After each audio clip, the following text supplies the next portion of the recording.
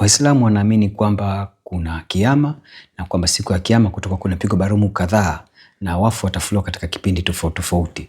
Tusome Muhammad anazungumzia nini kuhusu yeye atafufuka katika baragumu ya ngapi pamoja na umma wake.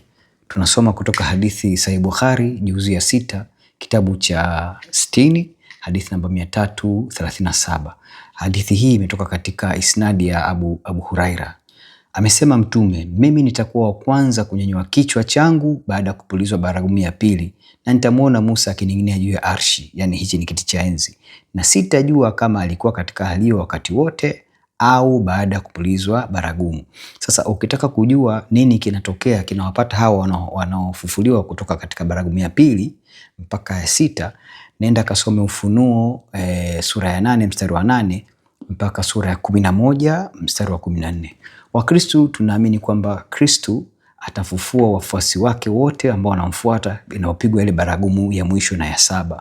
Ufunuo sura ya 11 mstari wa 14 ndio inaonesha baragumu inapopigwa, baragumu ya pili. Nasema hivi, malaika wa 7 akapiga baragumu, pakawa na sauti kuu katika mbingu zikisema, ufalme wa dunia umekwisha kuwa ufalme wa Bwana wetu na wa Kristo wake na Kristo wake, naye atamiliki hata milele na milele.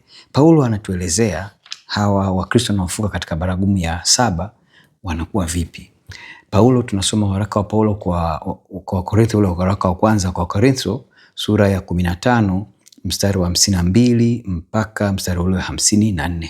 Nasema hivi, kwa dakika moja kufumba na kufumbua wakati wa parapanda ya mwisho, maana parapanda italia na watu watafufuliwa, wasiwe na uharibifu, nasi tutabadilika. Maana sharti huo uharibikao uvae kutokuharibika, nao huo wakufa uvae kutokufa.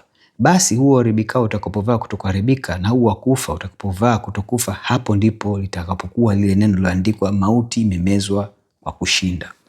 Ndugu yangu Muislamu, nikutie moyo kwamba bado unao nafasi ya kumkiri Bwana wetu Yesu Kristo na kupata neema hii ya wokovu inayotoka kwake, ili usije ukafufuliwa katika ile baragumu ya pili ukiwa pamoja na Muhammad. Upate neema ambayo utafufuliwa katika baragumu ya 7 ili upate kuurithi ufalme wa mbinguni.